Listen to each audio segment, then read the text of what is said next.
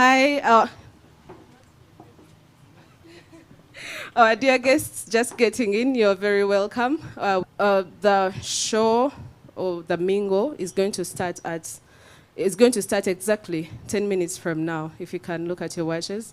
We apologize from now, if you can look at your watches. We apologize. 5 minutes from now, thank you very much. And give a big round of applause to Rachel. And give a big round of applause to everyone who managed to come for this Writers Mingle. And another big round of applause to me for being the host. I think this is my second time hosting an event here at Goethe Institute, Kigali. This is a beautiful home. They have been helping us in many things, helping artists, writers to host different events. Helping artists, writers to host different events. So give Goethe Institute a very big round of applause. Give Goethe Institute a very big round of applause for hosting us at this beautiful space. And I would like to first apologize for starting this late. You know, the rain. There has been rain. So we are sorry for starting late, but we'll be kicking off this event in just 10 minutes. So without further ado, I would like to tell you the agenda for today.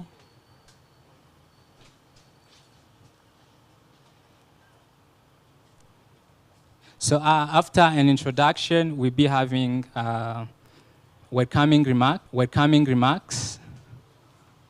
And then after, we have a panel discussion where the moderator and the panelists will be joining us on the stage. And then after the panel discussion, we have a Q&A session where you can ask the panelists different questions that you want. And then we have an open mic. If you want to share with us a story, a poem, or any other piece of writing that you have at heart, you are very welcome. And then we have closing remarks. And then after, take a group photo. And it will be time for networking. So without further ado, I would like to welcome Pen Boss for just a welcoming remarks. Give him a big round of applause.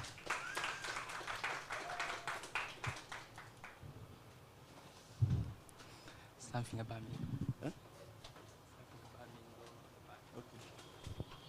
Hello, everyone. Good evening, everyone. It's good to be here. My first time in Rwanda. Let me keep that aside. You are welcome to the Writers Mingle. This is the 7th edition. 7th meaning that we have done this for 7 years. This is the 7th year. And we've been in one country to the next for 7 years. The idea behind it is that over time, we have discovered that there are writers who are not able to, network with other people because of, 1, geography. 2, travel is very expensive in Africa, like we all know. So we try to make sure that we have a program in one country, one region per year, so that at the end of it all, writers can network, and grow the craft. For the Mingle, we specifically want a very small audience. The reason is that when we have the conference, you have larger audiences. For instance, 150, 200, 300 people. It's a bit overwhelming, to meet with everybody and discuss. So for the Mingle, we try to pick one, iconic writer from a country and then bring them together. And then give the audience a chance to interact, to network, and to share ideas. So we're happy that you are here. We're happy that we're able to interact. Of course, apologies for the rain. But please use this as an opportunity to, just get to know more about each person. At least try to know 2, 3, 4, 5 people before you leave here. Get their contacts and also continue to interact. Because nobody knows the future, like we say. So on that note, I say welcome. And thank you very much for being here.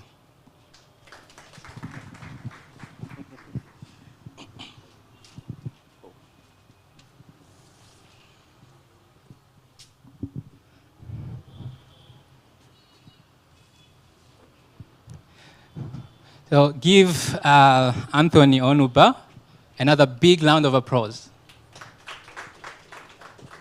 So I remember when I attended the first Writers Mingle event that I attended, I was in Nairobi. It was in 2020. And I was very afraid of COVID. You know, I think Kenya had 7 cases by then. So I'm very glad that today, at least I'm not worried about COVID. So that's something. Marburg, it's not that harsh like COVID, you know. So How about monkeypox, please? I haven't even seen anyone with monkeypox, so I'm not worried. And the measures are not that like harsh. All right. So we're now going to welcome someone from Gowet to give us, just tell us about what Gowet Institute does. Just a brief.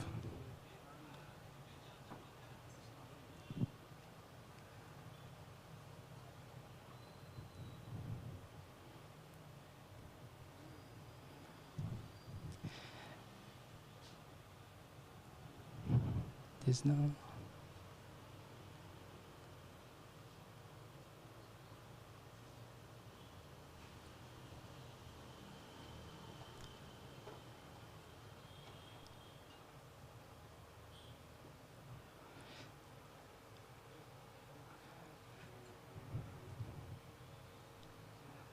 I think as we wait for the representative of Gowet Institute Kigali to arrive, I would like to talk about Writers Mingle.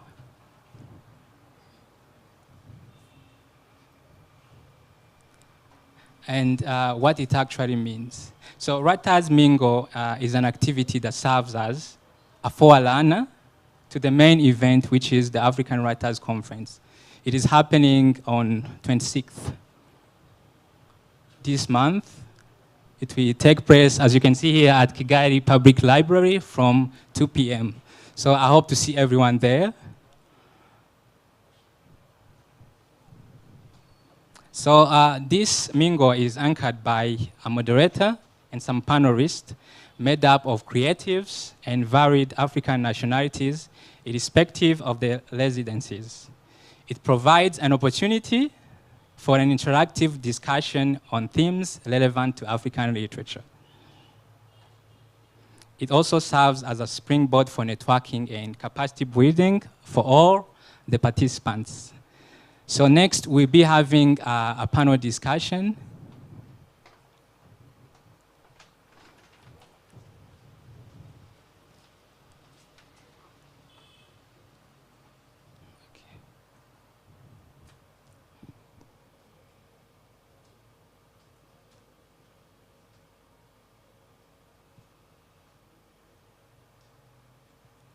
So the panel for today is going to be about, the theme is nurturing young leaders, the power of storytelling in African children's literature. So this is the panel discussion we'll be having next. And we are going to have amazing panelists. And I would like to welcome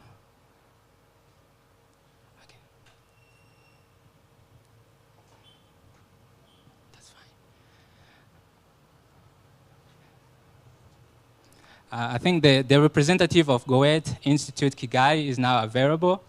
Please give him a big round of applause as he joins us on the stage.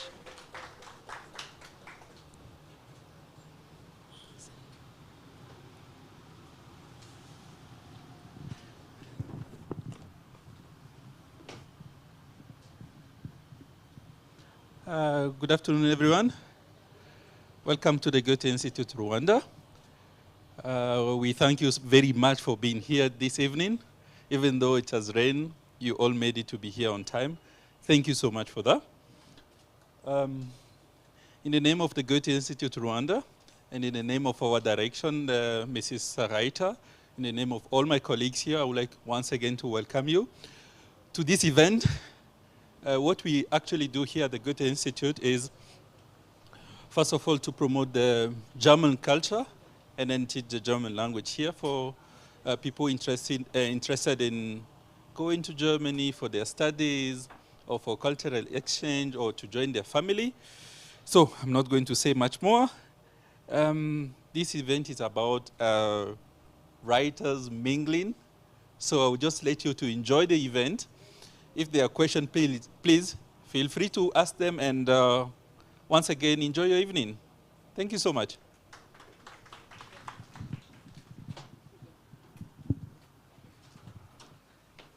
Okay, a very big round of applause to him once again. So next, we are going to have a panel discussion on the theme, Nurturing Young Leaders, the Power of Storytelling in African Children's Literature. So I would like to welcome the moderator of the panel, Mr. Anthony Onuba. Please give him a big round of applause as he joins us on stage. Another big round of applause.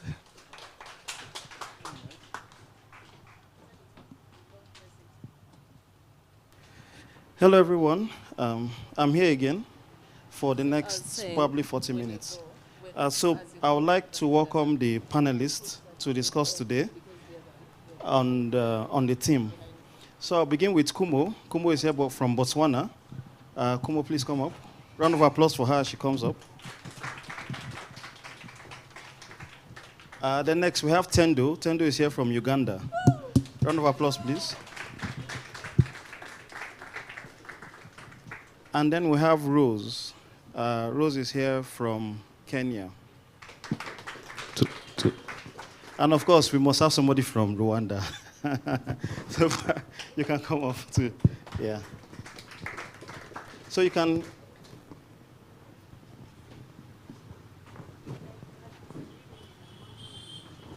Hello? So it's on? Hello? Okay. So okay, that's one. Yeah.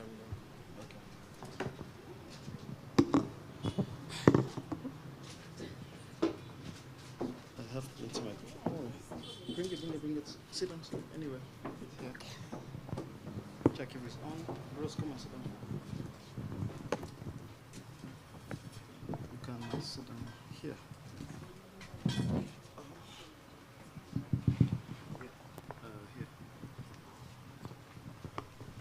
Okay, so thanks again to everyone for joining us, and thank you to the panelists.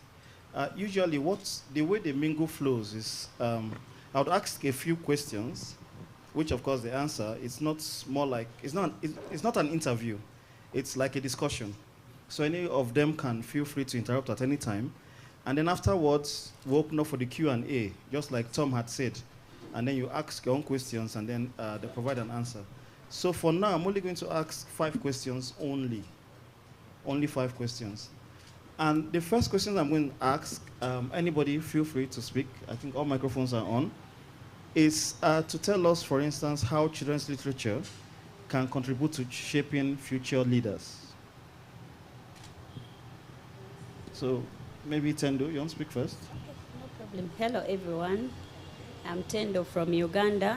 And to talk about what Anthony has said, I think it helps the children, like the teens and the young ones, to do a self-discovery about themselves. So it's through self-discovery that there will be good leaders in future. It helps them, like when you share stories with them, they read with you, you read with them, you interact through the storytelling. So it's a mode where they are built into what they have to be in future. Good evening, everyone. Like Mr. Pen Boss, the CEO of African Writers Conference has said, I'm from Botswana. And in my country, we say, Lore lojwa le salemeti, groom them while they're young. Obviously, for us to have the future pen bosses, we need to do it while they're still young. Children's literature is very powerful. We have social media taking power or taking control of our children. But only if the literature is a tool that we can focus on, we can promote even good behavior the stories. When you grew up, you used to know that there's a giant man after the dark. But nowadays, because they're like, no, the story is not, it was just to scare us from going outside. We have young people drinking, being drugs and all that. But those fairy tales, they molded us to be who we are. They protected us to be outside in the dark, to be victims of rape, victims of drugs and all that. So children literature is very important. So I'll urge African countries, moments like this, when you go back to our homes, countries, let us introduce it or reintroduce it, because it has been there as stories from our grandparents. Now, because most of them are dead, the ancestors, as young people, let us reintroduce the literature. It's a tool we need. Good evening, everyone. So I am Rose from Kenya. I'm happy to be here. So when I look at the literature or the stories, the narratives that we share with the children, the stories are created around characters.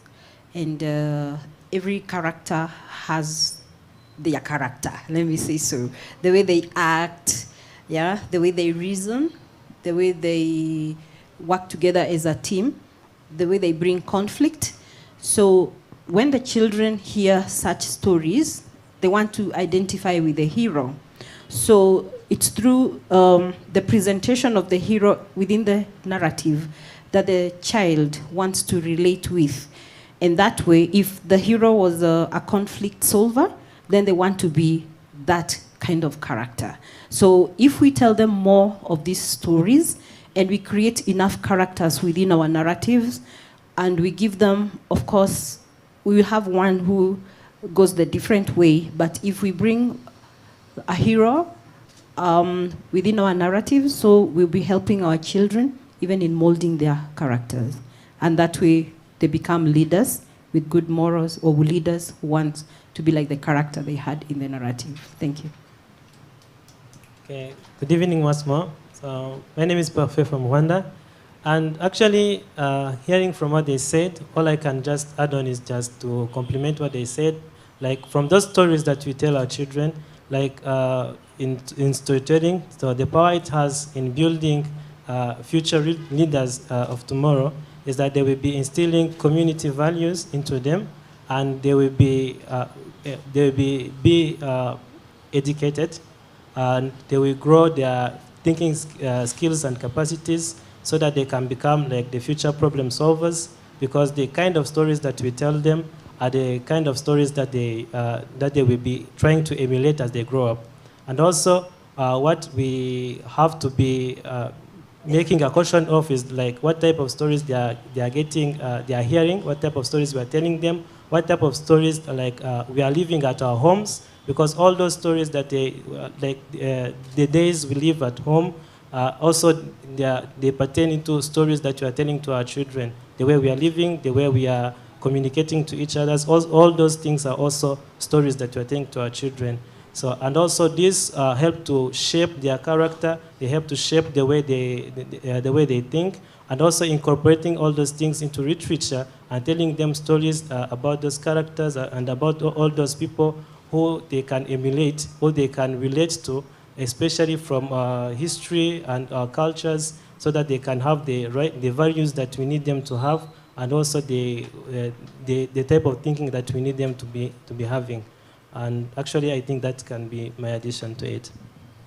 Okay, so let's talk about leadership and children's literature, because, I mean, it's often said that children are the leaders of tomorrow. And for you to lead tomorrow, you are inspired by what you read today, I mean, the formation stage. So what aspects of African culture do you think we can, probably enhance in children's literature? I think we can look at honesty and mostly honesty, because for you to be a true leader, that aspect of honesty is really important, because then you'll be living what you say, yeah? So if you say, let's not be corrupt, then you have to be not corrupt. So honesty is one of the virtues that through our literature we like to inculcate in our generations, because sadly our generations did not do that, don't live that way. So we wouldn't lie. Let's not lie. So honesty is key. Thank you.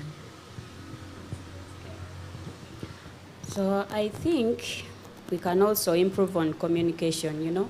In some communities, you may find that several kids do not know how to read, and they can't even communicate with each other. So you can go to some schools and see that some kids are in school, but they don't know how to read. And of course, they can't even talk to their neighbors, ask them who they are, what they do, what they like. So if we could improve on this thing, I think that we are creating future leaders that are very good. So you can't live out communication. Without communication, there is nothing you're going to build, and there is nothing you're going to get. Yeah, I believe the other thing is a focus more on letting children embrace who they are, instilling things like confidence. We need that in our culture. In our culture, back then, women or a girl child was made to realize that they listen to their brothers in most of the things. But nowadays, we see families which has more girl children, and they struggle to make decisions. They go out there in schools, we find that there's bullying or other children that are making decisions for them because that is not at home, it's not found at home. So if you can focus in that, incorporate it in literature, then we can help the children at home to mold them so that when they go outside, they'll be ready for the world, so that they cannot be influenced by what is outside their homes or outside the school. And another thing also is to promote the ability to work. Hard work is very important. Let us not do things for children.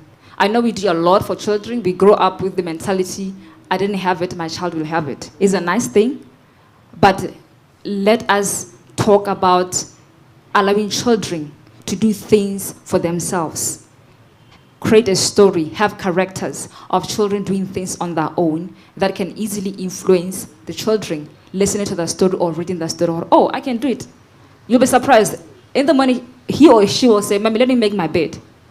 Because that character influenced her or him to do that. Mommy, can I make you some coffee? Because they read somewhere in the story whereby the child helped Mommy with coffee when she was sick on bed. Yeah, that's all. So my fellow panelists said about honesty, communication, confidence, and also like as true in order to build those true leaders that we need using literature, we also have to include the matter of integrity, but most importantly, like doing much with less, because we know that the main problem that we in Africa and in many countries, in many developing countries, is that we have to do a lot of things, but with very few resources. So if you can manage to build this mentality in our children, that they can do a lot with less, then actually they can become true and confident leaders, because adding to the aspect of honesty, to the aspect of communication and confidence, integrity, and also having the ability of doing much with less can also help them to become the leaders that we need, and also the future and also the future transformers of our generation that we need from our children. So I think that can also be my addition. Thank you. Okay, so to the panelists, there are people who have issues with obtaining very good children's stories for their kids. In fact, from our experience now as Writers Space Africa, we have very few people in Africa that actually write children's stories.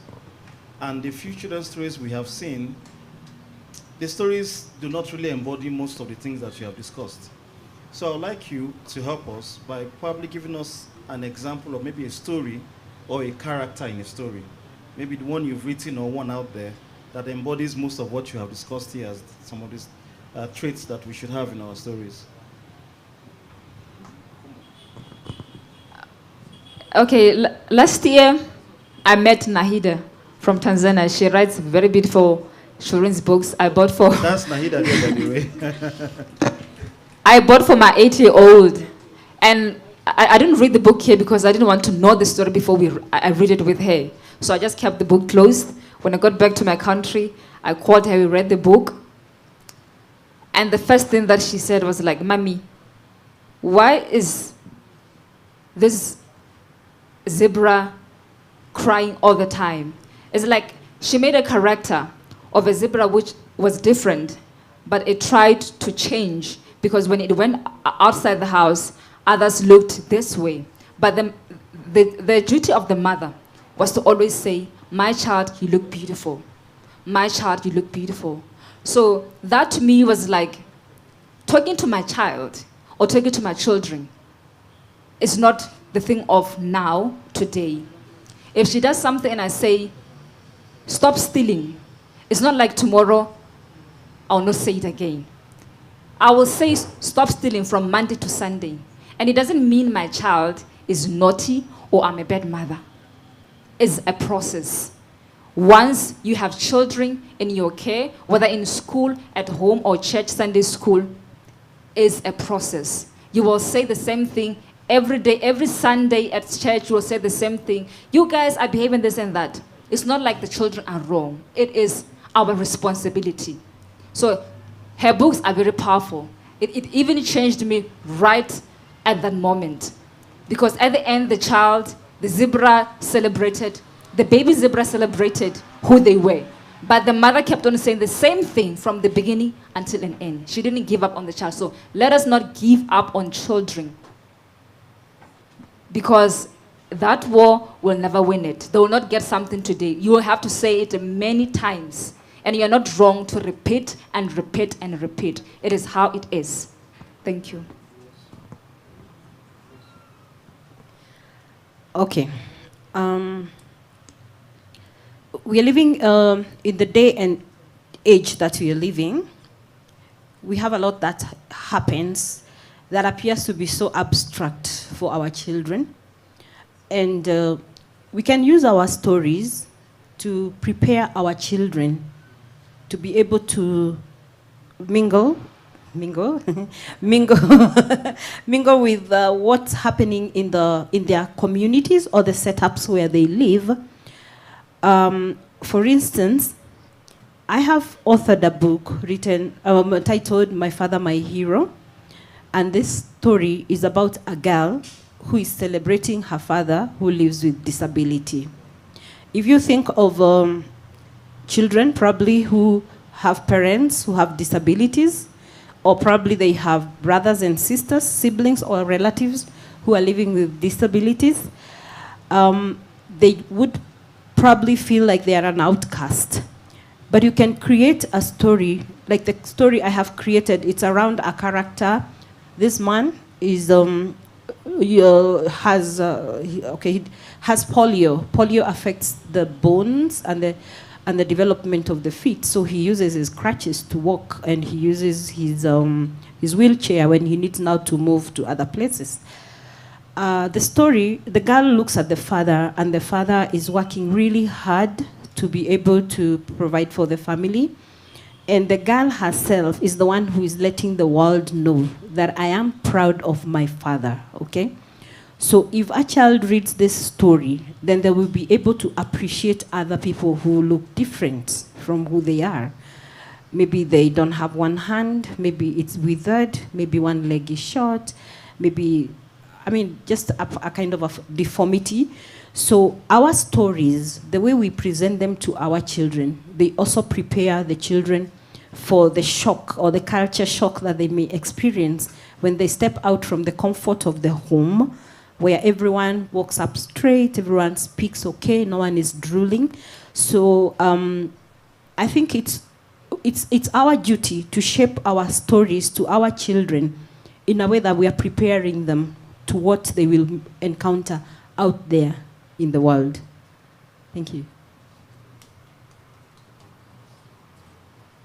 So actually, talking about some examples that we can cite that emulate all these things, actually, I have authored a book called Gao, the Conqueror of Dreams. It is a tale. So that tale actually emulates a character called Gao, who was born as an orphan, and actually got despised by the other people because of jealousy, and has to go through a lot of hardships in life so that he can make it, and then at the end, he ends up succeeding. So this story actually emulates the characters of resilience, and also having to do more with less, because he had to work with the little that he had in the forest while residing in the forest for a part time. So then, actually, this kind of story also shows that actually shows that to the children, that if you were narrating this kind of stories to the children, as I've tried to do it with some of the children, especially in primary schools, most of the lessons that they take as a takeaway is that they can do more with less, and also that they cannot hold themselves on their condition, so that they can think that they are not able to do certain things, or they are not even capable of trying out of doing things that seem to be impossible. Because around here in the communities around here, most of the mentalities is that people who are orphans, actually they are not like they cannot be expected to be doing things which are good, because they don't have that education that is expected from them, and also that they don't have those people who are supporting them and pushing them. And actually this story actually helps them to think that even beyond being an orphan, beyond having a certain condition or disability, or any other form of insecurity, if you can say so, or any other source of vulnerability, is not just a limit that can stop you from doing anything that you feel like you are capable to do. And also it teaches them to do more with the less that they have. So I think that can be my contribution. So, on that case, I think I've had the most difficult time to choose from, because I have so many authors to choose from, both African and non-African. So, what I did is to choose a story that I wrote myself, and I submitted it for the AWA for last year. So in that story I wrote, there is this girl who faces a challenge of convincing people of what she encountered, an obstacle she encountered. And we see that this girl faces a hard time on convincing people that she actually talked to a calabash. So you know how it is, convincing people, it takes time and takes a lot of energy, so you just need to be yourself. It took her a lot of time to do so, but eventually she did it, and people agreed that she ideally talked to it. And I believe in the present time, we also need to encourage our children that no matter what happens, whatever comes your way, just believe in yourself that you can do it. For my story, in case Meme didn't believe in herself, I think she wouldn't have made it, like she wouldn't have made people believe her that she actually talked to it. There was a talking calabash on her way to fetch water. Okay, but since all of you are writers, how do you now balance entertainment with education? Because if we're going to highlight leadership qualities, of course, the story should not be all about education. There should be some entertainment value. So how do you balance these two? Well, I think you need to balance between, like, you need to create a very good plot. Then your characters as well should be matching, because you can't dwell on one. It's either entertainment or education, but both should be balanced in a book, whereby a child has to enjoy and as well as learn something from it. It doesn't have to be one-sided. If it's one-sided, sometimes you may find that the kids won't enjoy it, even an adult won't enjoy it. But if you include both parts in a book, that's a great goal. I support her, and I think a story that doesn't excite you is not a story worth reading to the end, because then you're like, then I wonder, it's so obvious, maybe this is how the story goes. So the plot, important, and the characters, again, characterization is also important. Maybe in a minute or two, I can share with you a story. Okay, did I say funny? Okay, I didn't mean to say funny, but all right. And this is a story about a king whose servant comes and tells him, oh, I'll just use a name, okay. Kyogora is dead. And the king says, oh, Kyogora is dead. Says, oh, Kyogora is dead. He must be a very important person for my subjects to come and tell me that he is dead. And the king says the whole nation must mourn for Kyogora because Kyogora is dead. And a few days down the line, he asks, okay, by the way, who is Kyogora? We are mourning someone.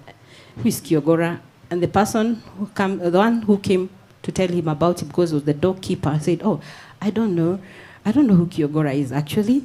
It's the janitor who told me about it. And so he says, go call the janitor. And the janitor comes and the king asks, who is Kyogora? Says, oh, I don't even know who is. It is the chef who said to me that Kyogora is dead. He said, oh my goodness, okay, fine. Can you call the chef to come and tell me who Kyogora is? And the chef calls Kyogora. The chef goes to the king and says, I don't even know who Kyogora is actually. It is the guard at the gate who told me about it. So then the king says, okay, go call the guard. And so the guard comes and says, oh my dear king, I don't know who Kyogora is. You see the woman who cleans clothes at the river is the one who told me who Kyogora is. And so the king says, no, we must know who Kyogora is. So all the men, the doorkeeper, the janitor, the chef, the gate man, and they all go to the river to bring the woman. And when the woman comes, she weeps loudly. Say, oh dear king, you really want to know who Kyogora is? And she weeps and weeps, and the king says, oh, this is moving. I'm so sorry. Kyogora is dead. And the woman says, king, oh, live forever. Kyogora was my donkey. So you leave that dilemma all the way, and okay, there's some bit of entertainment. There's a bit of creating the king in a wanting way. So that's not like a character the children would want to be entangled with. So you have to bring out a bit of entertainment and dilemma and I don't think I like that. Okay, all those kinds of feelings within the story. Thank you.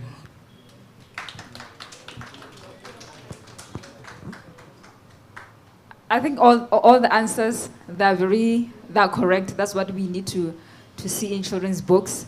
Even though I have not written children's books, but I do love buying children's books because I have kids that I know I have to read to. They need to see me reading.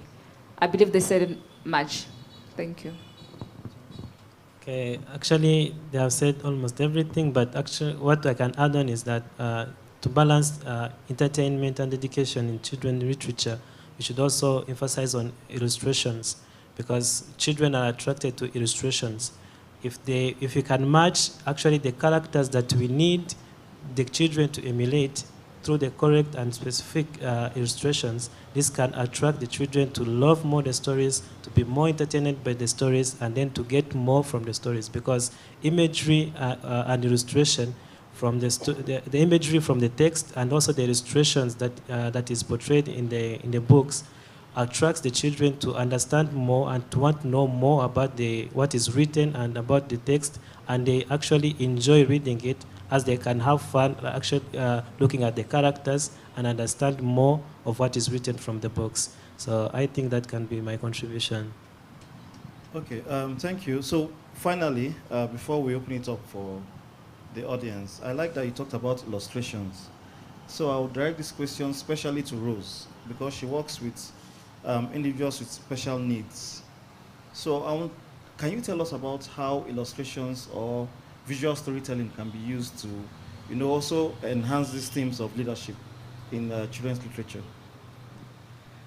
Okay, so I'm a teacher by profession, trained to work as a regular teacher, and then along the way I felt my passion was tagging me elsewhere. So working with regular students, and I'm also working with students or children within the spectrum. So when we talk about being within the spectrum, children who have neurodevelopmental challenges, maybe being able to identify numbers and letters. And I teach music. So in the process of teaching music and learning support, you have to use, it's the same like in the stories, so you have to use a lot of illustrations. Because sometimes the children or the learner does not identify at all with anything you're saying.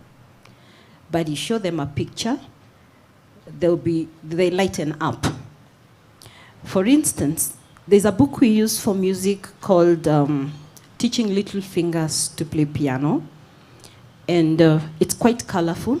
So it's also like telling a story, because you see, this is a song about a birthday party, so there's a cake and candles. This is a song about a dolly, a baby doll or whatever kind of a dolly that needs to go to sleep. So you're showing the illustration of that doll, and there's a bed. And you carry on like that, so every page. So one time we have this boy, and we place the book in front of him, and he can't read, he can't speak. And he opened each page, and he would say, sun, and he'd say, moon, because there's a song we had sung with him about the weather. So now him, sun, moon. And then he says, because he's learning how to say my name, he say, aus, you know. It's a beautiful picture of a lady, so aus. So now, illustrations help them link a character with a picture. So if you want to ask them to tell you the story, and you went to the first page, and you stuck on that page for a while, until they are able to understand each and every bit of the picture, of the, the whole picture, and each and every bit of what you have put in the picture. If we talk about a piece of land, okay, maybe there's a river, there's a mountain, there are trees, there are birds. They may not be able to talk back to you, but you can say, show me the bird, and they show you the bird. Show me the mountain, they touch the mountain. So if you're going to repeat the story that you have told them over and over from that picture with the illustrations, so you say, once upon a time, there was a bird, and the bird had a nest on the tree, and the tree, and beneath the tree, there was a river, blah, blah, blah, like that. So if you repeat the story over and over again, and you come back to the same pictorial presentation of your story, and you will say, once upon a time, there was a, and they'll point at the bird. And the bird lived in a, they'll point for you the nest. So, and you keep going on, now you move from one story to the other story. So you create a way of conversing with this child, and also if the story has a virtue to learn. So you let them understand that this did this and this one did this. So when you come back to revisit the story or to recap the story and ask them, who did bad? They'll be able to point. Who did good? They'll be able to point. Then you ask them, what do you want to be? Do you want to be good or bad? So they will point for you, good. That means now you have taught, they have understood what you're teaching, and then you can move on to the next thing. So illustrations are important, and basically not only for children in the learning support segment, but even for the other children, because there are others who just want to first flip through the pages to see all the illustrations, now then come back to the beginning. That way they will have a better understanding of the story. So when we do children's story, if it is possible, use illustrations. And if you can do them in color, much better. I hope I have answered your question. Thank you. Yes, you have answered my question. So round of applause to our panelists. So what we'll do now is just open up for questions. If you have any questions in the audience, you can just raise your hand. A microphone would come to you, I think. Or, yeah. Sorry, just Then you can direct your question to either all the panelists or one individual, depends. Yeah. Good evening. Thank you for the questions and the answers. I have a question. Maybe it's coming from not just children literature in terms of writing it, but also selling it. Because, for example, for something for children, the purchasing power is in the parents. And in African countries, I would say particularly here, people would be able to buy, say, you know, they can buy these, how do you call them, abonnement for TV. But if you tell them to buy a book to read to their child, it's going to be it's going to be a hassle. It's like, I am okay with my child looking at the TV all day long, but if there is something that we must do together, read, blah, blah, they don't want to get in there. So I want to ask the panelists, especially those ones from other countries, not Rwanda, how do you make sure, I'm sorry to exclude you, how do you sell children literature to the parents, or how do you entice the parents to, to see the value in children literature? Yeah. Okay. Let me go first. I said I have never written children's books, but I do buy children's books. And for me, I have a 7-year-old. I was in Ghana last week. So when I was in Ghana, I got a message that your child again, she just got a literature award. She's 7 years old. She got another one in March and another one this. We are in October, yeah. So things like that, because I realized the gap. Even in my country, I'd rather buy beef instead of buying book for my child. If it's things like pencils, the stationery, we don't promote them. But I was like, you know what, I'm gonna use my position as an author, as a rather influential person in terms of literature in my country, to use my child, because obviously she's the product of me, or the parents. I'm promoting literature and I buy her books, she reads, and as much as she can win awards in school, I make sure that other people they know, I post on my socials, and they do ask, oh, really, Zaleka is reading. Yeah, she can read, she got the books, this and that. And I even bought her books in Ghana, because I was very proud of her that she's consistent. And it's because of the environment that we have created at home. So even you, as a parent or as an auntie here in the audience, if you have your child, a niece or nephew who knows how to read, make a blog for the child. That is talent. In Africa, that is talent. Because I agree with you, it's not really there. Even in my country, we don't have children or authors. Even our government, they were like, because they bought one of my books, and the lady was saying on the phone call, can you please write something on children? We need to buy a book. And I was like, man, I'm not for children literature. You see the gap. They're even looking for someone to write, so they buy the whole government. And for me, I can't, or I'm not there really ready to write children's book or produce something for the children, because I'm also struggling. You get my point? So Africa as a whole, we need more hard work when it comes to children. We don't choose our children, we choose other things over children. But if you have any talent, please do blogs, use social media, because that can help other parents to be motivated, to be easily inspired, because as Africans, I know we inspire each other a lot, and we don't want our kids or other kids to shine better than our children. I know that's how we as Blacks. So once they see a child doing well and reading at the age of 6, I always see them in TikToks and all that. I'm also inspired by them. A child at 2, learning how to read, knowing the alphabet, is hard work, it's a lot of work. But things like that, let us promote them. Even when you see a post or content, share with other parents, let us share. It's literature at the end of the day. Thank you.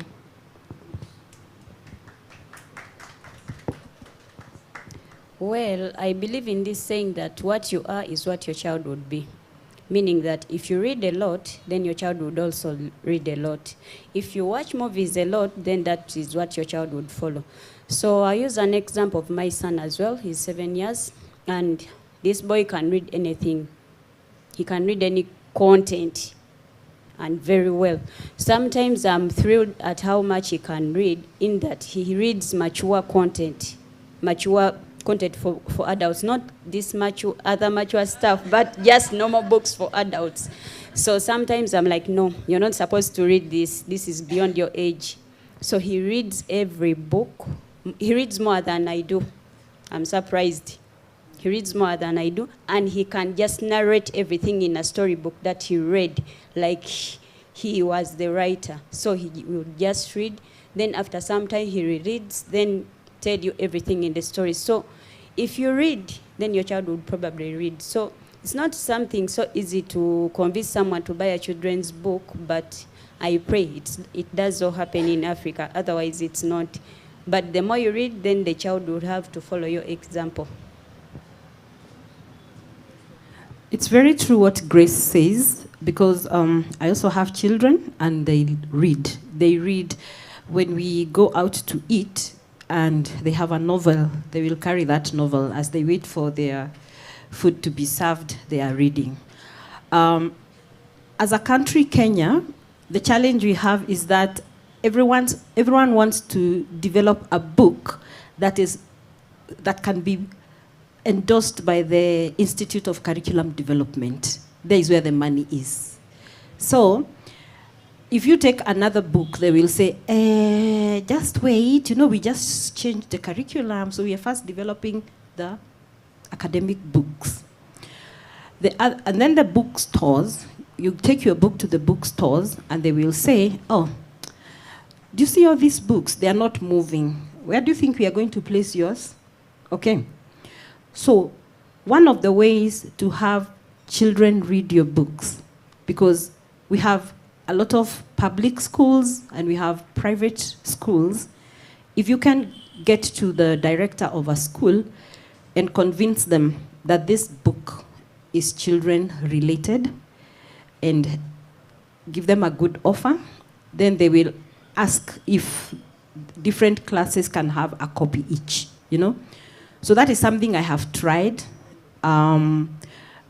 It worked to some extent, but it's also very difficult to convince someone that this book is for this age. They say, no, we have tablets, we have all this social media. The children can watch stories if they want to. But if we would be able to penetrate the schools, then that way, the parents will be asked by the schools to buy the book for their children, and then the children will read. So that's what we used to call like a class reader. So that we are not going for Ladybird all the time, Ladybird. The Ladybird books? Yeah, Ladybird Jane, Ladybird 1A, 1A. We can also be able to do that. So it's possible to go through the schools. Not easy though, but we can use that channel, which we have tried. Some people have tried. It's working in a little percent in Kenya, but that would be something that you could try. Yeah.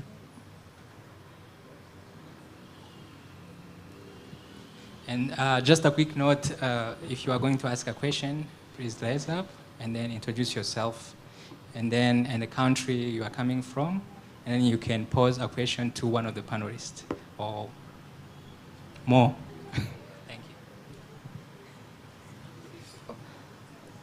Oh, the policy has changed, starting with me. My name is Lucy. I come from Mount Kigali University. And what else am I supposed to say?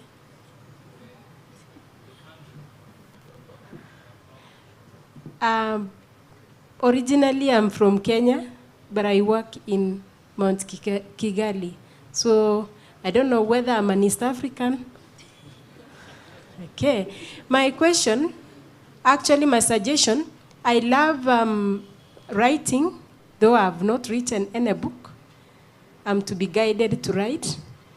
But I have a point, suggestion on the current movement of resources, because you find the small kids are more of IT than they don't. They're actually in touch with the old the books, the hard copy books. But again, if we would have some sites, I know of PDF drive, which can help the young ones to read good copies. But with the rate at which AI is moving, then I would also be kind of worried on how do we draw the line between what the kids must read. Of course, is it Christine who was concerned about some hard stuff? How do we sieve what these small kids are supposed to see or to hear or to understand, and what they are not supposed to see or to hear or to understand? How do we draw the line? Thank you. If any of you. Thank you for the question. That's a very great question. It's about what is my child consuming? Because you build a child by pouring into their mind. If they watch something negative, they will learn that. If they watch even cartoons, there are cartoons which are very violent, they end up copying that. But with the children's tablets, when you buy, because it's technical, you definitely tell them that this is for the children, and they modify it for the children's content only. Sometimes you can subscribe, or you can download what you want your children to watch. For example, for me, I have 2, 4, and 7 years, 3 kids. Sometimes they'll tell me, Mama, I need Nesta, because the 7-year-old one, there are some episodes of Nesta that I need her to watch, which talks about confidence, being able to look yourself in the mirror and say, this one looks nice, doesn't look nice, because I allow them to choose. I don't force things onto them. They have to tell me what they would like to eat, what they would like to wear. We are no longer giving a child wear these jeans. Because if the child says, no, Mom, I don't want to wear those jeans, we must listen to the child. Do we agree? Do we agree on that parenting? Yes, because kids nowadays, you'll tell her wear ties or a jean. Only defend that at church or at school, if it's Civis Day, the child is going to spend the whole day sad and worried. Because of one comment, you're not going to wear those things. That's how children are. We are talking about children. I think we should cover everything, Tony, right? We need to listen to our children. It's not just us telling them things. Sometimes it's a discussion. That's parenting, it's a discussion. Because it kills their confidence very fast. If you say no without explanation, sometimes it destroys their self-esteem, even how they look at themselves. My 4-year-old can tell me, Mommy, I am sad. Imagine a 4-year-old. Mommy, look at me. I'm angry. And you'll be surprised about the content they watch. Once they watch this, there's the Lego, which is always police running after each others. It's nice, but it's like the same content all over. It's not educational. I don't promote it, even in my children. They watch it sometimes because it's just like, woo, woo, woo, just noisy. The police cartoons running after the thieves. It's not educational. But as a parent, it's a responsibility. As much as you can switch from watching Arsenal to watching Manchester, we monitor everything. Once you introduce a tablet in your house, you monitor it. With the books, it's obvious. You buy books and they read books. They pick from the collection that is in the house. But once it's a tablet, you go to the kitchen, they go to another site. Or the bigger one will type, Peppa Pig. And they'll watch Peppa Pig the whole day. While there are other educational sites which can really promote their literature, build their confidence, even how to spell words, how to sing, how to present, because there are a lot of things that they're doing in school, like she said about curriculum. Children curriculum now is a very powerful tool. We'll not be surprised if our kids can write or we can produce authors in 5 years at the age of 16 or 15. Because the curriculum is very, very powerful and we should use it. It's a world-class curriculum. So let us just monitor what we bring into our homes. You can't bring a murderer in a house. So don't bring content that will destroy your kids. Bring something that will build your kids, something that will promote the education, the psychology, how they think, how they see themselves outside there, because they are easily broken. Kids nowadays, they're easily broken. And once they're broken, you will never build them again. Or it's going to be a hard journey for you to do that. Thank you. I hope I answered you.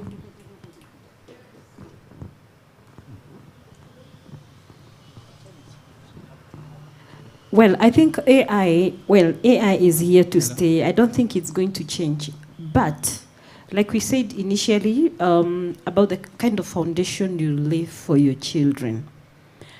Grace says her son reads a lot. And he can only be reading if he saw the mother. It's not about what we say, but what we do, okay?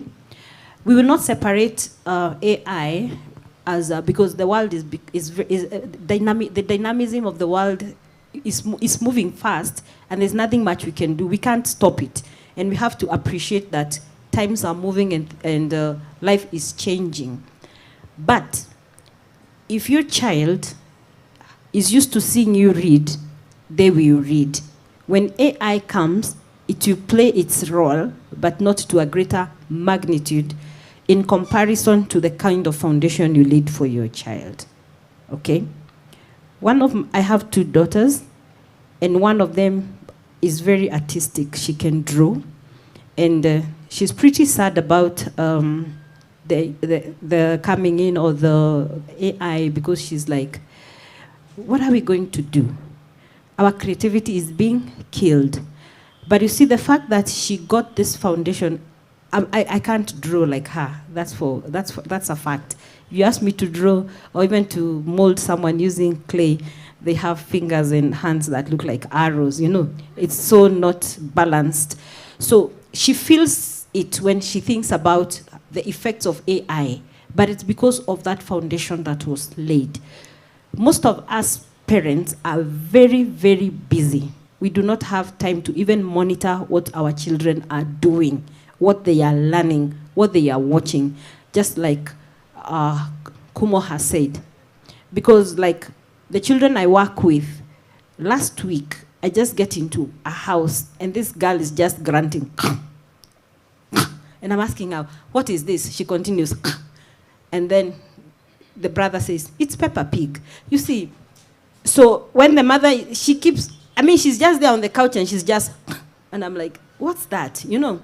So what we monitor what our children are watching. We monitor we will give them gadgets, yes, but we should, a must. Let's say it's a must, monitor.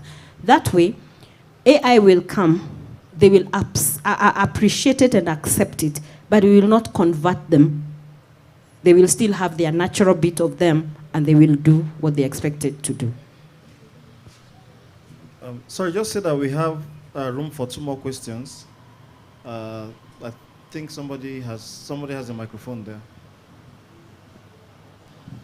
Hi, everyone. My name is Denko. I'm Rwandan. I am a nurse, not registered yet, and also a podcaster. I don't have a question. I think I need a piece of advice from you guys, since you're writers. I started writing a book like a couple of weeks ago, but right now I'm on page number 20, but I got stuck. I ran out of ideas. I don't know what to write next. And I tried to do it with my friend, and he told me, man, like you were saying, AI is at the cutting edge. Why don't you give like ChatGPT a prompt and boom, it's going to give you a lot of ideas. And I was kind of confused. Do I have like to do what the guy is telling me? And so he told me if you give AI a prompt and generate more ideas, you can copy and paste those ideas from AI into another AI to humanize what the content from ChatGPT, stuff like that. I need a piece of advice. Thank you. uh, okay. As someone who uses more AI, what I can say is that AI will never give you something which is actually uh, of quality. It will always give you something which is most of the time cliche. Like you can find it's just copying from different textbooks. And actually, once you have understood how it works, then you can make good use of it. It doesn't mean that you should not use it, because if you do not use it, you will not know how it works. So actually, the use of it is that it can give you an inspiration, but it cannot give you a complete work. What you can do maybe, if you give the prompt as you said, you read the ideas that it is giving you, maybe it can help you to overcome that writer's block that you have got. But actually, you should not rely on it, because if you rely on it, you copy the whole text, and then you go to the AI humanizer and humanize it. Of course, it will bypass all the AI tools that are going to check the book. But actually, in your mind, you are creating a sort of laziness. You will not be able to think, you will not be able to criticize any work, and actually you find yourself stuck. And actually, this, for example, you say that you are a nurse. So if you are a nurse and you are given an assignment to do in your class, and then actually you took, instead of reading the book, understanding the book, and maybe criticizing it, maybe when you are stuck and maybe give the prompt to the ChatGPT or the AI Claude and others, and actually instead of looking at what they have given you, you just copy and paste. Now imagine you are going to treat a real patient, maybe regarding the assignment that you have got in class. You are going to give him the care that the patient is needing. So will you use the AI on him? Then it will be a problem, because you have not read your books, you have not understood, you have not criticized, you have not done your assignment actually. Of course, you have bypassed your professor, but actually the problem will be, what about you? What about your mind? Because your mind is stuck. So actually the advice I can give actually is to read more, to actually try to join writers community. If you are Rwandan, actually we have the Writers Space Africa Rwanda around here. So you can join also, we can help you get over the writer's block, but also most importantly, even if you are using the AI tools, what you have to do actually is they should only give you an inspiration, an idea of what you can, of your next move, but they should not actually be everything that you should rely on in doing your work. Thank you. Okay, no, let me answer it quickly, because it took us to last year. Last year, the conference theme was the effects of artificial intelligence on African writers. I think at the end of the conference, we realized that AI will try to take over power of the human capital. So I will advise you to not allow AI to take over your ability. You need to show it what you're capable of, especially that you started 2 weeks ago. So the idea, or the person who said use AI, I may say, okay, fine, it was a nice advice. He opened your eyes to other technologies in terms of literature, but do not incorporate it. Your book is 2 weeks old. I don't know how many pages you have went, but do not try to use anything from AI. Like he said, those are people's minds, because the internet is algorithm. You may find my content there, or our content. So you're going to basically write our book and say it's your book. That's how AI works. It's not actually the AI. It's Africans, inclusion of other people in the Western culture, authors, writers, even before we were born. That's people's content. It's not your content. So write your book, listen to yourself, write your book alone. That's the advice I'll give you.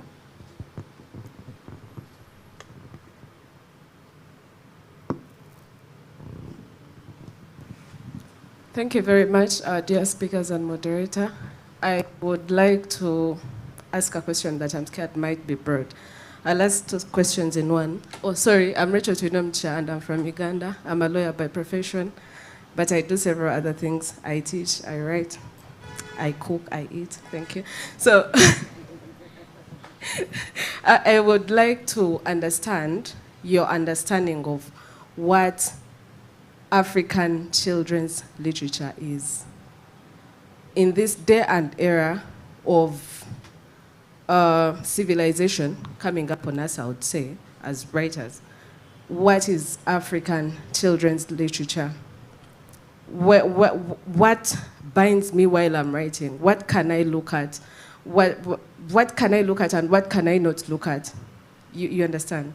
How much Africanism should my story have? How much modernity should it have? So what is African children's literature? And then next, presuming that I have an understanding, a little understanding, I would like to know also against everything else that has been discussed, against the IA, against the internet, and against everything that the children are exposed to lately, against the English cartoons, against Moana, against everything else. How shall we be able to entice the African child to read this, rather to read this African literature? How can we organize it, should I say? How should we dress it to compete with everything on the internet? Thank you very much.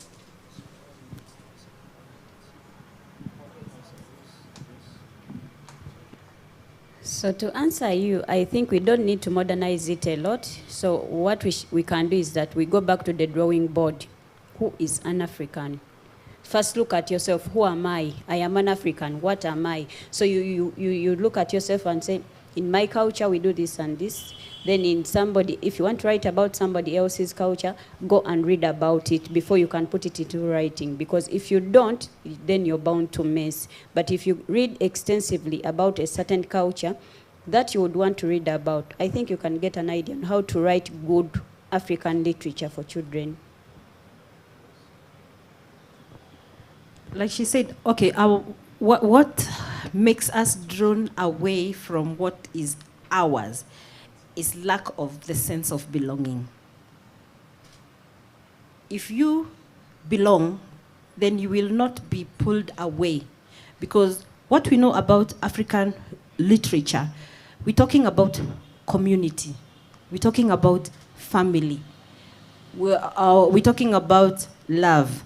We're talking about comfort, mercy, care, all that.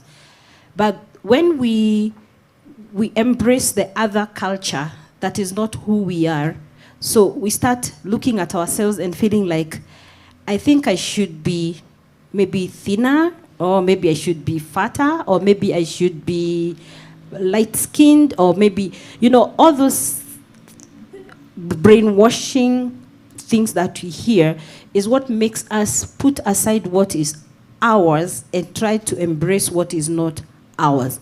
So like she said, we must go back to our root. First, we start by identifying with who we are. We are here, we are in Africa. Then we embrace others to come in, but let them know that we are who we are and we are allowing you in so we can continue being a larger family.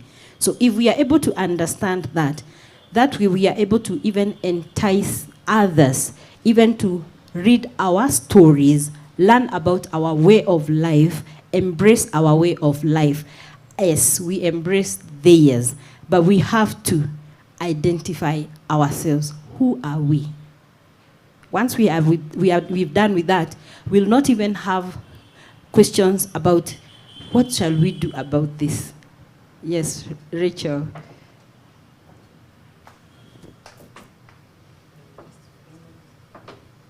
Thank you very much. I beg to interject you, please. So while we get to understand who we are we limited by time or are we not limited by time?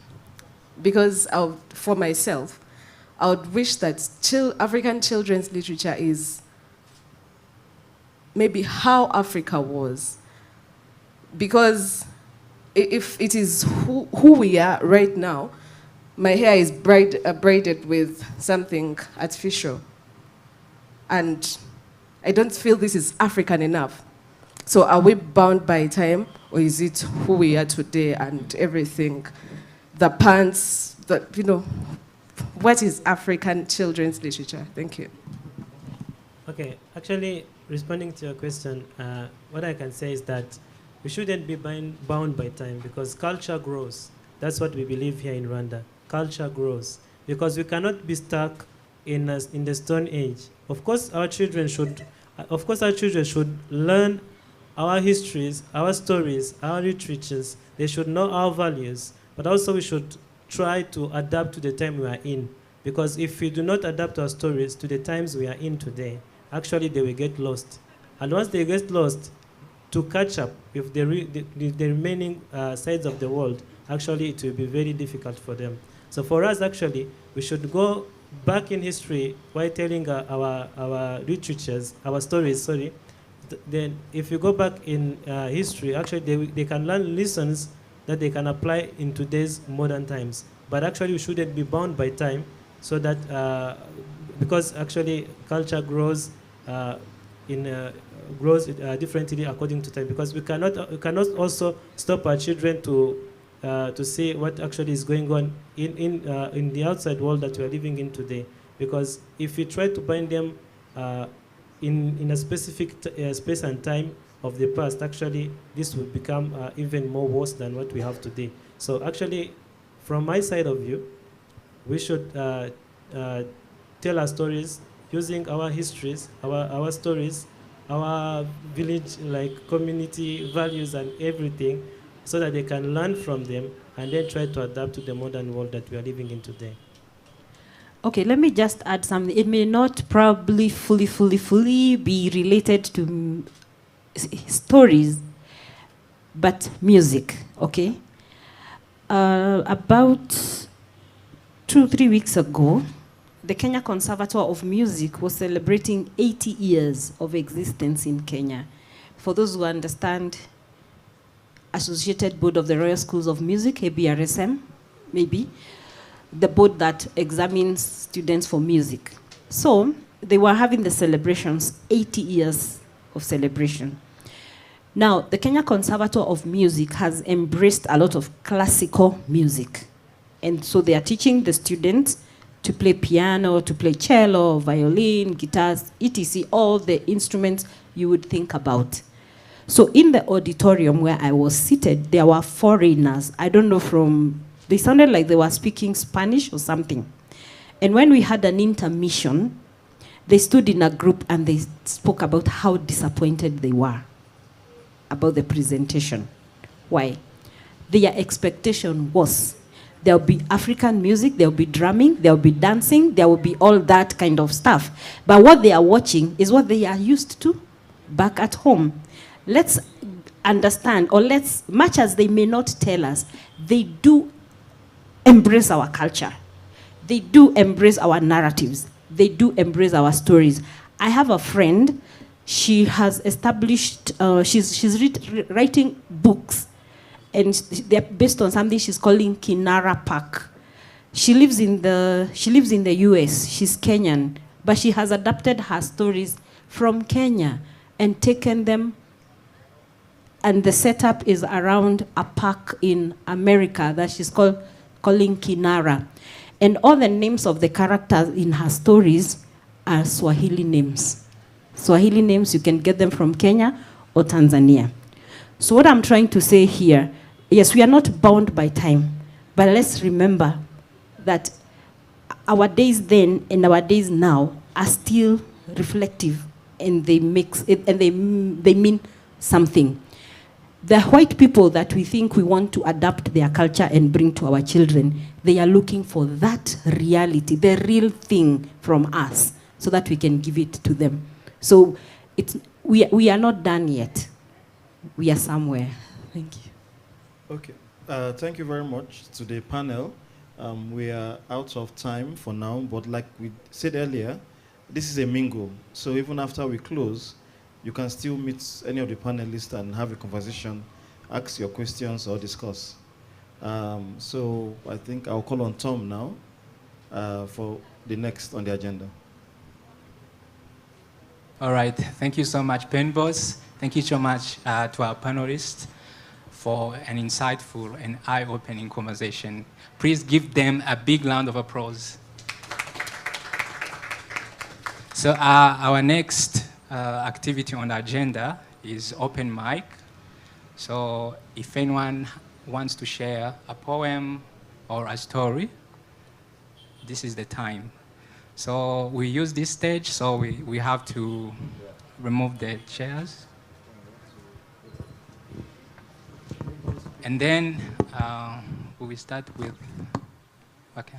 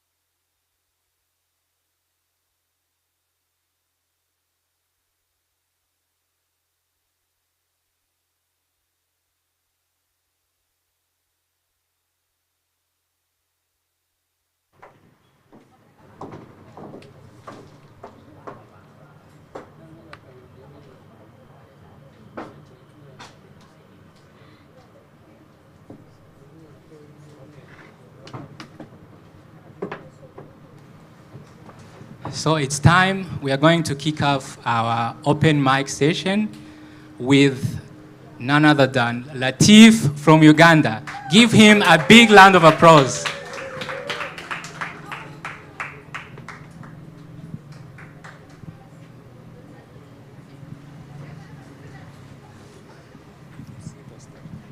Hey. So my name is Abdul Latif Khalid Ibahad from Uganda. Rachel was asking me my tribe, but I also don't know it. So I'm an author for basically poetry and a spoken word artist. So yesterday I was moving around and I bypassed, I think it's one of the famous streets around at Nyamirambo. And then there is this lady whom I saw. I don't know what happened to me, but you will know what happened, literally. Oh, yeah, yes. So this poem here that is reflecting what happened yesterday is titled, Love is Never Blind. Here we go. Love is never blind. Eyes open like lies on the streets of Nyamirambo. Having sleepless nights like a bedbug, nothing runs in my mind but her beauty. The beauty of Africa. Not this beauty of wearing a Victoria face. Looking at her dry lips that drank the milk of Karo, not these lips painted and flooded like the banks of a river. Looking at her natural hair that balances a jerrycan of water, not these ropes that runs from the hay to the ground like the streams of the Nile. Her waist beats. Her waist beats make seke sounds as she walks. Swaying her hips, you can only hear them if you are next to her. She tells me that they gives her power over men, gives her power to make the neighbor's husband hers till she decides to erase her name out of her mind, releasing him only when every part of him smells her. I remember by yesterday I was Azodius. Not until I met this gorgeous who looked so courageous, generous, but in the end religious. Thank you very much.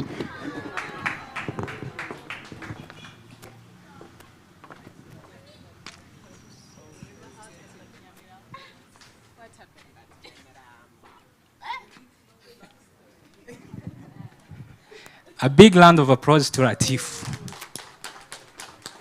And now who is going to join us next? Any volunteer? Okay, let me volunteer.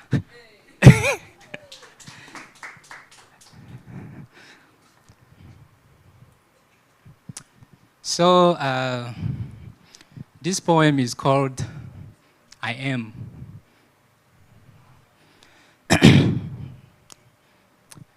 I am a handsome danger. I'm a dagger to stab you, not a farrier stalking you. I'm the YouTube content you never watch. I'm the guy in the corner at your birthday party, dancing like a monkey. Silly, but sad. I'm sorry. I'm serious. I'm the tough sandwich you always throw in the bin. You suck your teeth when you see me. I'm a system you can't fit in, no matter how many times I upgrade. I'm sorry. I'm sensitive. I'm sending 10 memes to your girlfriends, perhaps. They can forward some to you. I'm the person you blocked 4 times on WhatsApp, 2 times on IG. I'm the footwears you no longer put on, the perfume you no longer use, the jelly you no longer buy. I'm the streaks of the tears I shed when I miss you, the anger that vanishes when you smile. I'm sorry. You say I'm the monthly internet bundle that doesn't last for a week. But remember, I'm the guy you said you will marry. I'm the promises unkept. You say I'm a loser, but I'm a lover, and I still love. Thank you.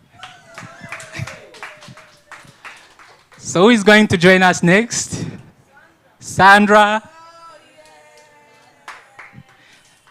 Say Sandra. Sandra. Hello. Okay, this is.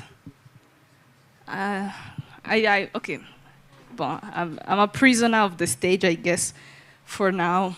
Unfortunately for me, I have too many things on my mind to the point that I don't remember which one I can do.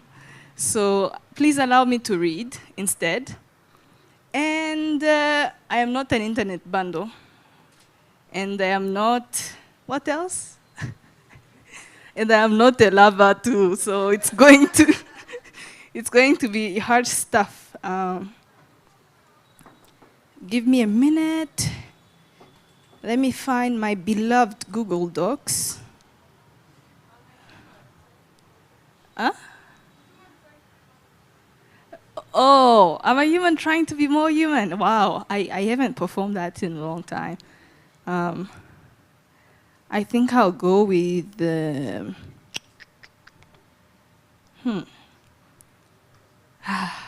Okay. Okay, Tom, this is your fault. You brought me up here before I could think of what I really want to do. But I should find. But why is there no music today? What happened to the music, man? Okay, well.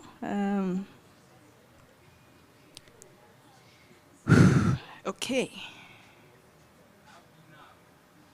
Love me now? No.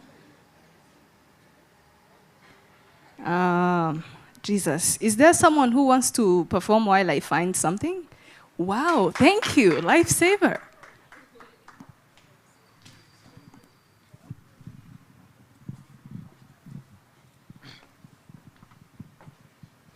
Hello. I am very glad that I have saved you. Yes, so I'm just going to read a poem. It's a very short one, so I'm not going to take a lot of time here.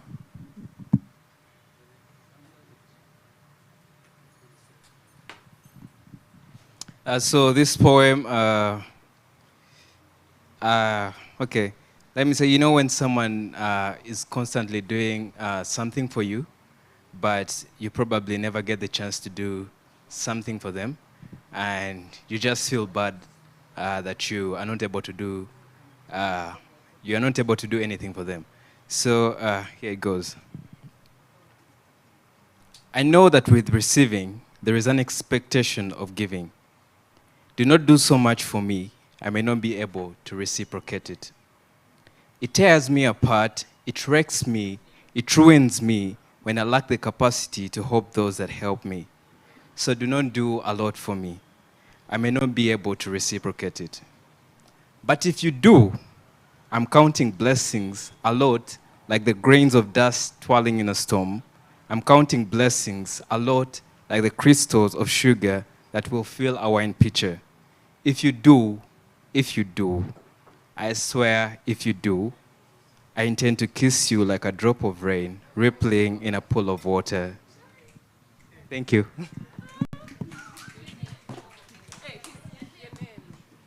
I'm Laurent Bwesije. I'm from Uganda.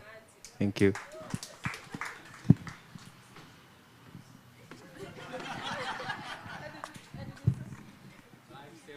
Jesus Christ is the Lord. I don't know what to do. Okay, let's do something very... Okay, this piece I particularly like.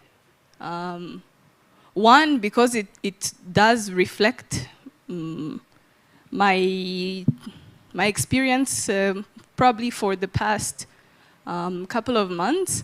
When this year started, I remember, for sure, by this time of the year, I should have traveled to 3 countries. I should be fit. I should, okay, bon, I will graduate, at least. But I had a lot of goals. And out of those, apart from the one that automatically happened on their own, there is nothing else. So this piece is called The Hypocrisy of Humanity. Has anyone ever heard it before? So I don't bore you? Okay. Nice, fresh audience. The hypocrisy of humanity. The hypocrisy to miss what we lost, to kiss the photos of the memories, to crave the things that will lead us to our graves. The hypocrisy to love what we can't have and ignore what we already have. The hypocrisy. The hypocrisy to condemn others when we are guilty. The hypocrisy to judge the things we do behind closed doors. The hypocrisy to spot the flaws when we are also at fault. The hypocrisy to fight for useless causes when there is 1,000,001 lives at stake. We are such good hypocrites. Let me see, what do you think we are? Scientifically, we are animalia, primates, Homo sapiens. As we love to call ourselves, humans. But I am not pure, neither are you. We are just like a dump of ideas, emotions, hopes, decisions that come from all different places. But we do have one common denominator: secrets. The secrets that eat us alive, the secrets that we all have and we can't share because we do not want to be vulnerable. But again, who can you trust? Snitches all over. We also have one common enemy, which is ourselves. Pride, greed, lust. I don't have to repeat all the 7 deadly sins because I have committed them and you might have committed them. Time and time again, I know for sure that the only enemy the humanity has is ourselves. Let me ask you a question, and please do not answer me right now. Just answer yourself if you can. Can you overcome the fear of rejection? Can you overcome the fear to be seen exactly for who you are?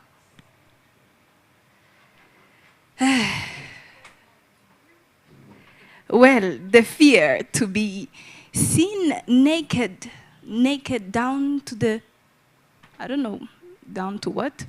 You feel it. The hypocrisy of humanity, the hypocrisy. We want to belong, yet unattached. We want recognition without dedication. We want affection, yet we run from communication and comprehension. What do we really want? Today, a neighbor has a nice car, and you think when you get the car, you will be happier. You get it, and you cry in the car. Well, nice that you have it, but it really doesn't make you happier. There is truly no peace for the wicked, and this is the only thing I agree with religious people. There is no peace for the wicked. And unfortunately for us, humanity as a race is wicked. As a species, we are just wicked. That's why we don't sleep. At least I know I don't. You know, the world never really sleeps. The world is always wide awake. You know, because the next bomb you hear could be in your town, the next bankruptcy could be yours, and the next funeral you attend could be your loved one. The next tragedy, which would be nice, would be your death. The hypocrisy. Death is the end of the hypocrisy of humanity. We have somehow convinced ourselves that there is an apocalypse that will come and wipe out the bad and leave the good, but I tell you for sure, it has never been black and white. It has always been gray. There is not the good and there is not the bad, gray. One thing is for sure, we don't know, and we will never know where we came from or where we will end. But collectively, you know, we are like private investigators hired to catch one criminal, but instead of getting the criminal, we take out each other. Very funny. From time and time again, we create masks to cover our faces from the intrinsic shame. We make excuses. We make excuses for the lack of discipline. We make excuses to cover up our insecurities. Well, perfection is literally impossible to achieve, but I will tell you why. It's because we compare. We look at each other more than we look at ourselves. But we can't help it. We are hypocrites. That's who we are. The hypocrisy of humanity, we carry it. We are born with it. But well, I have figured out a simple formula. It might work and it might not work. Let's refuse to feed the ego. Let's shrink it. If you can get it to my size, perfect. Let's try to create our own compasses. Because you see, when you try to walk the path another has walked, sometimes you might be too big for that path. You might be too small for that path. Just create your own path. You know, one thing I know is that I have to pave mine, walk it, and preach it. But don't copy. And don't encourage others to copy yours, no matter how successful you might have become. In the end, let's love and laugh, eat and sleep well. And I know that for sure, at the end, the hypocrisy of humanity, we can triumph over it. Thank you. That was a long monologue. Sorry.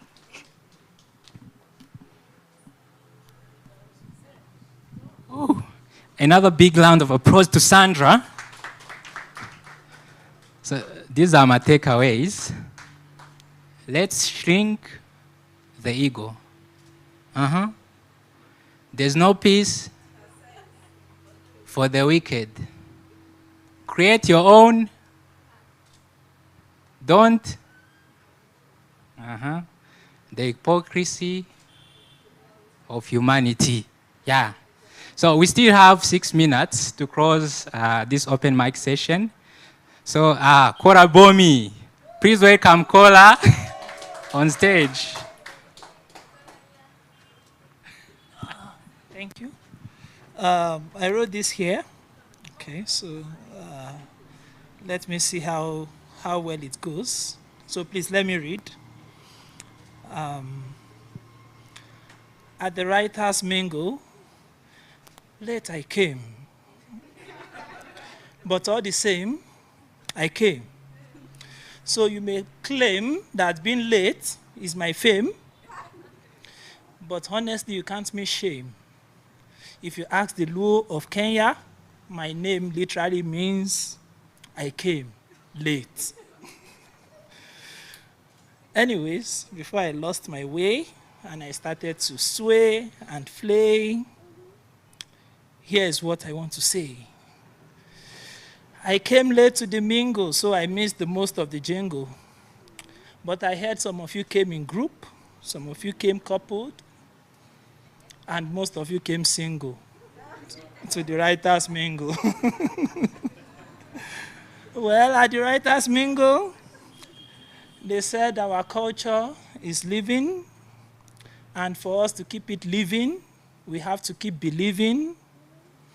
So I wrote this shingle so that for all of you who came in group or couple, or like me, late and single. Wait, why do they always say single like a Pringle? Who eats that thing? That thing does not come single, does it? No, it doesn't.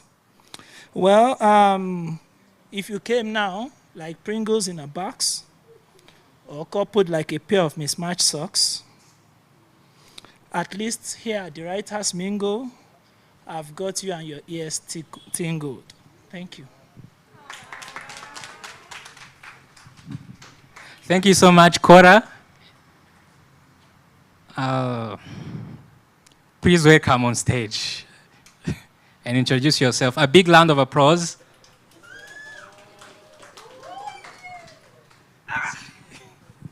Can I sit down? Thank you. My name is Mahete Moshesh. I'm sure most of you cannot pronounce that name.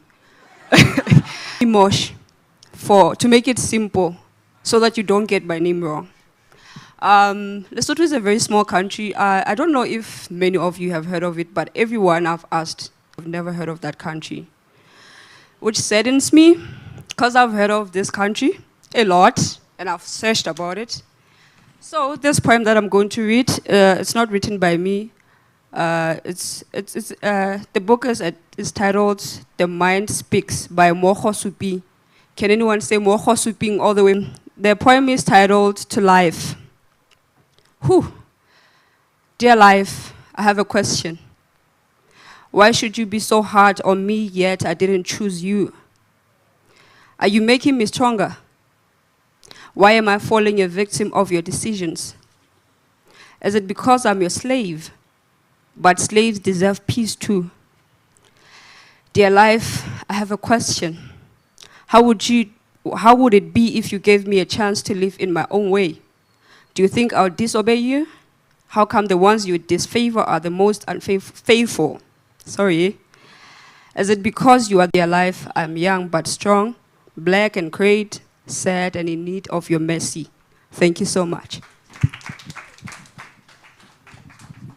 Thank you so much. Now we have room for one more poet.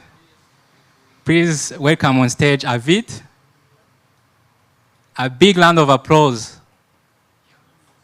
Adut.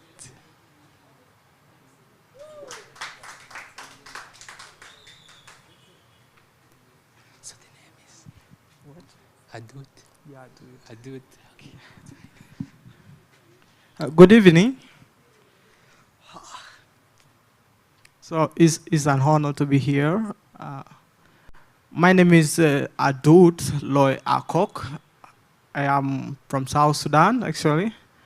So, and have seen this writers conference across Africa, in many African countries, and I've always wished in my heart, like, I wish I could be there one day. So, and finally, I'm here. So, I'm grateful. Sure.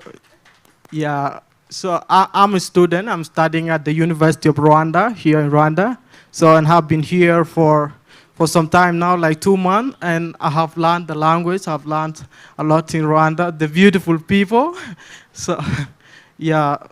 So I was seated there, and I didn't have idea of what to do because I was just coming for Writers Mingle, and I would be performing on Saturday, so I didn't have the, I was not that prepared. But because I saw poets coming with beautiful poems, I was like, oh, why not? I have to contribute my best. So, yeah. So this poem is about experience. You know, everyone here has different experience, and I come from South Sudan, and South Sudan has a different story. So with children, when you grow up there, you grow up knowing your story and you have to tell it. So the poem is about war. So, and I'm glad you will listen to it.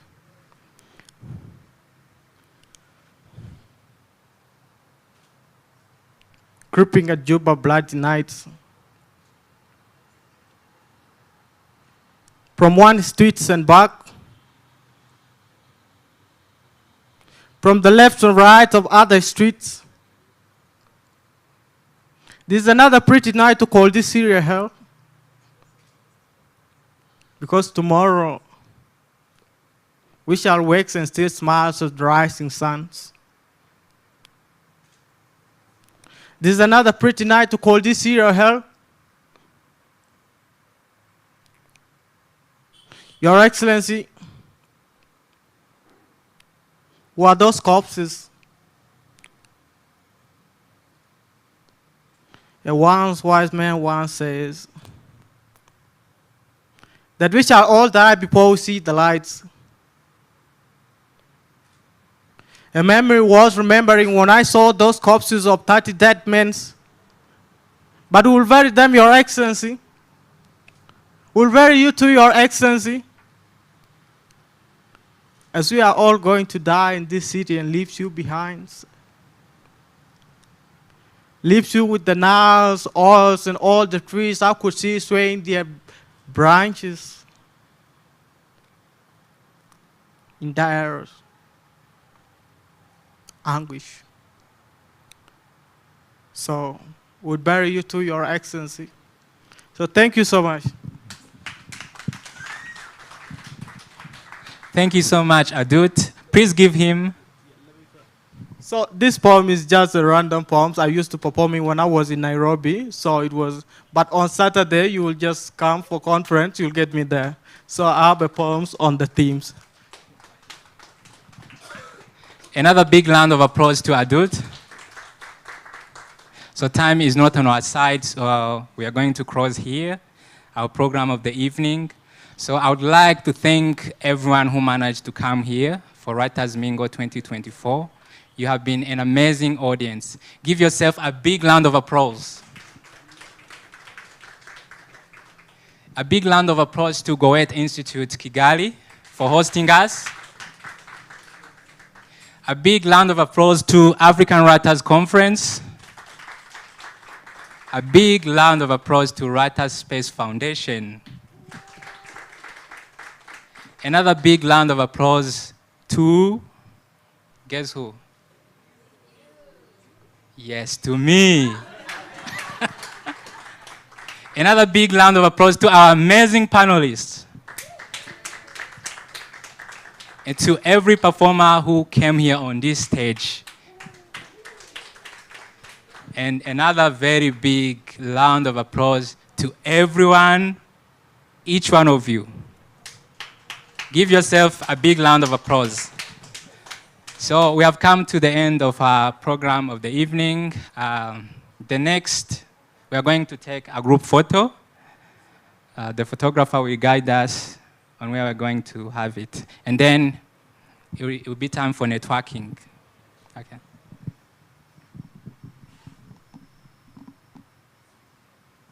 Jude.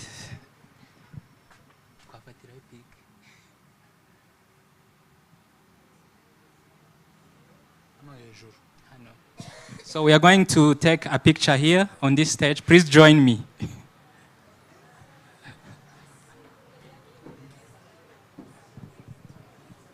Join me on stage. We need this. Yes, some will have to sit. We are going to put chairs here and then others will stand.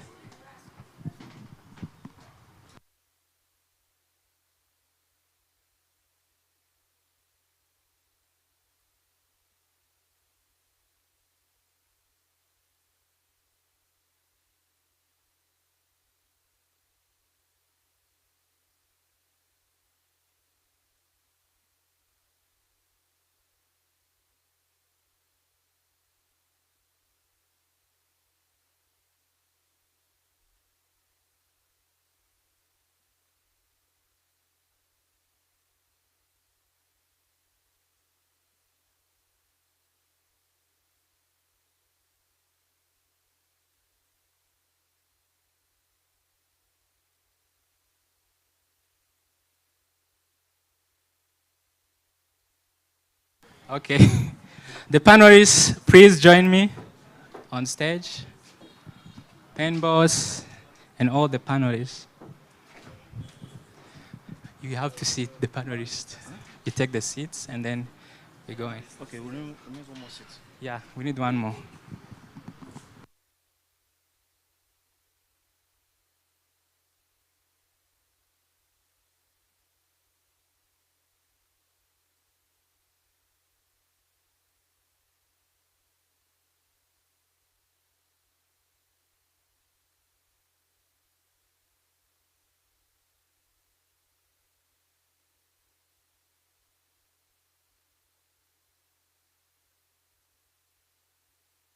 Please join us on stage. We are going to take a group photo. Okay.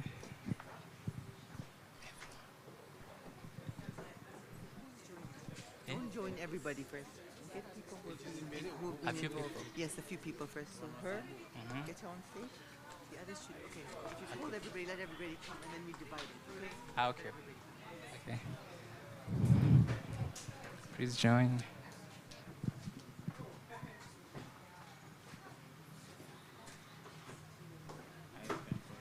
Are we going to be in the picture? Everyone.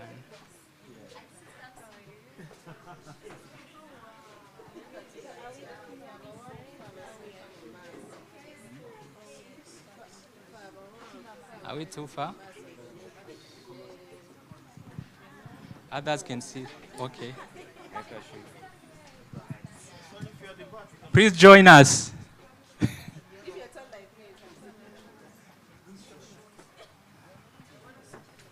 As long as I don't get another picture. They can see me, right?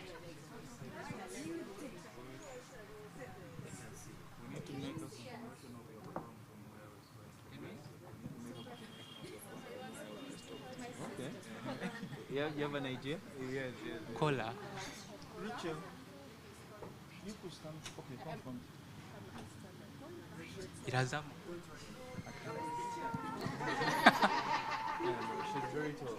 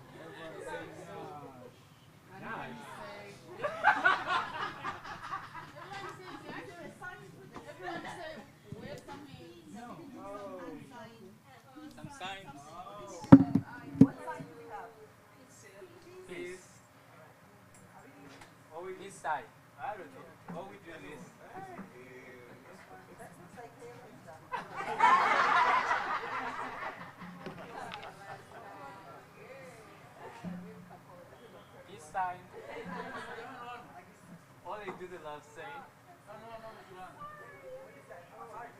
Yeah. Aha. Yeah, we can. How do you make a hat?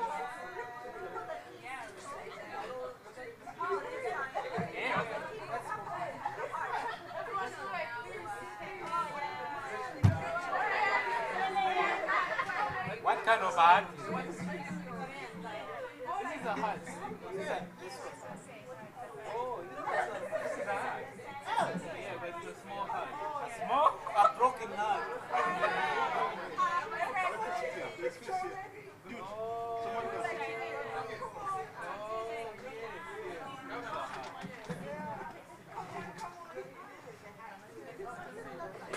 How do you make a hat? Some people can do this.